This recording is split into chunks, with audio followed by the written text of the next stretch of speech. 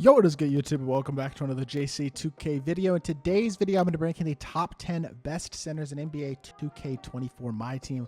But before we hop into the video, if you haven't already, make sure you hit that subscribe button. Help me push towards the 15,000 subscriber mark on the channel. I'm uploading every single day. Tons of daily MyTEAM content, trying to hit 15K by the end of November. We're about 350, maybe a little less subscribers away. We would really appreciate it if y'all do subscribe to try to help me hit that mark. Got about 2 weeks, and I think we could definitely do it. So we'd really appreciate if y'all do subscribe. Without further ado, let's hop right into it. Cliff Robinson is going to be at number 10. A really solid mode reward, honestly. He was the best of all of the ones we got this season.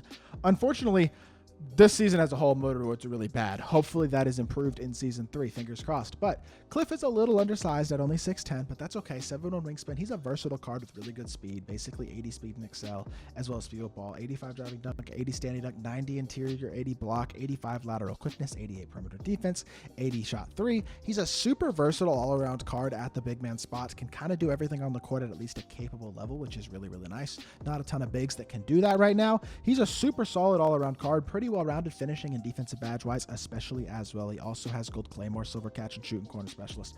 Pretty capable, nice all-around card. His release is smooth and easy to green, not super fast, but that's okay. And I like Cliff Robinson. I think he's a super solid option, and I think he was definitely, in my opinion, the best road reward of season 2. Anthony Davis comes in at number 9 for me. This AD card is free right now if you win one game in each mode of my team, so make sure y'all get on that and get this card for free if you haven't already, or if you need a big man. But 6'10" with a 7'5" wingspan, no hotspots from the three-point line.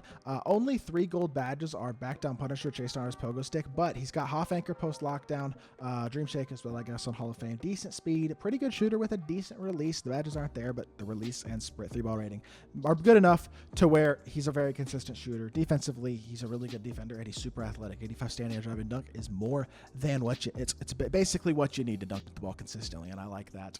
On the inside, he's just a really nice, well-rounded card. Basically like Cliff Robinson, can kind of do everything on the court. I just think he's a little bit better, especially on the defensive end. That half anchor is super duper nice, and I think AD is still a really, really good card. At the number 8 spot, I should say, is going to be Dwight Howard. I don't really think Dwight is worth his lock-in with the amount of other big men that are in the game right now, but Dwight is a very good card. 6'10", 7'4" wingspan, a 90 speed, a 97 vertical, 95 standing dunk, 97 driving dunk. Defensively, he's insane. He can't shoot the ball at all. He is a 6'10" inside big, no shooting ability at all. He's really not much of a ball handler either. He's just very fast and a really good defender. Very, very good dunker. Still an elite level inside big, great as a screener in the pick and roll, a lob catcher. Defensively, he's incredible, but offensively, the lack of shooting limits him a lot, and that's the reason you find him only down at number 8, despite his being 90 speed and so incredible defensively and so athletic, all that type of stuff. Additionally, at number 7, we have Jaren Jackson Jr., I believe is who I put at 7. Yes, Jaren is also just a really good all-around big. He can shoot the ball at a pretty high level, and then defensively, he's super nice. I just think he's basically a better version of Anthony Davis. A little bit faster with 79 speed instead of 72. He's about the same shooting-wise as AD. They have similar releases as well. Defensively, half anchor, half post lockdown, silver interceptor, some good gold defensive badges. He's a pretty good inside player offensively. I like the additional speed on Jaren. I think his player build's a bit better than AD's, and I think he's a little bit better defensively. Overall, that gives him enough of a slight edge to where I have him a couple spots higher at number 7.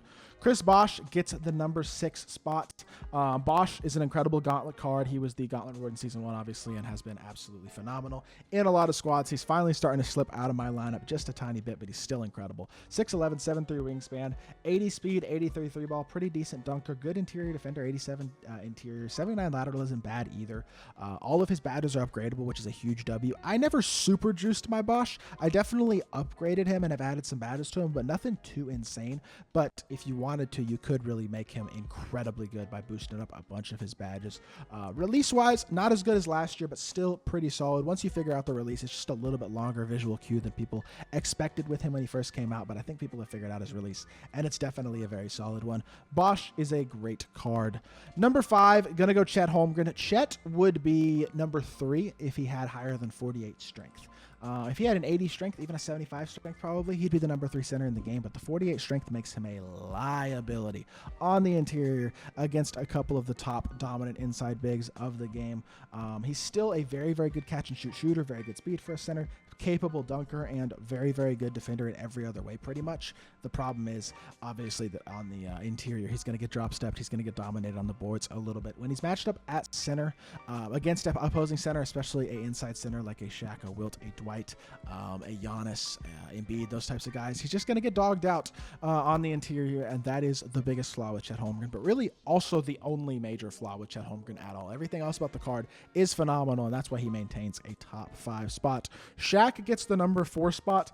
I don't love Shaq or Wilt, who, spoiler alert, is number 3, very much anymore for my playstyle, but I recognize that they're truly a great card still. Super duper fast for bigs, incredible size, elite level defensively, and as well as finishing, can get every single badge, which mainly means add defense and slashing. Shaq was the best card in the game for his time and was an absolutely incredible card who I loved using, but he's out of the lineup now. I'm going to be honest.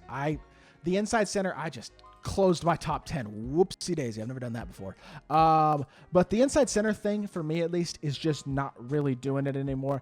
And that right there is why I only have Shaq at the number 4 spot, despite him being as good defensively and all the way around as he is. And I think Shaq is an absolutely incredible center card in my team. Number 3, I have Wilt Chamberlain. Wilt and Shaq are pretty much the same card. I mean, they're not entirely. Wilt is +2 speed. Shaq has a slightly better player build and weighs more. Wilt can hit a mid-range, whereas Shaq can't. That is kind of a notable thing. Shaq can technically hit a mid-range, but his release is so atrocious, and his rating's even lower, that it makes it tough. Wilt's release is at least semi-makeable. And Wilt also shoots free throws a little bit better than Shaq. Neither of them are good free throw shooters, but I think Wilt is a little bit better. So to me, at least, Wilt is definitely still a very, very good card. He also gets defensive takeover, whereas Shaq gets rebounding, or slashing take, I should say. And Wilt gets that defensive rebounding rim take that's really, really glitchy and crazy.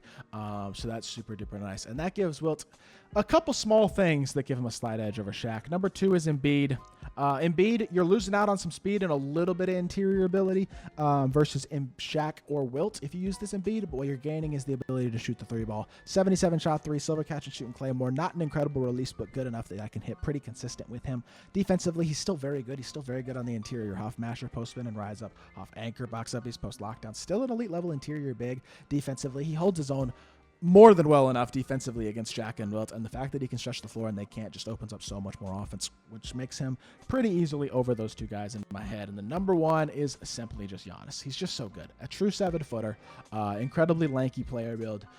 He has the ability to stretch the floor in a way that Shaq and Wilt don't, while still being dominant speed, dunking defensively the way that they are. He's not quite as dominant interior-wise, but in every other way. And on the perimeter, he's even better. The ability to stretch the floor is so useful. He's such an incredible finisher and defender, and he is just an absolutely insane top-tier card in my team. Giannis is a top 2 card in the game right now, and I think he's definitely the best power forward and center in my team. So with that being said, that is going to do it for this video. I hope y'all did enjoy. If you did, make sure you hit that like button, leave a comment, and subscribe. I'll be back with more 2K content very, very soon, and I appreciate y'all. Peace.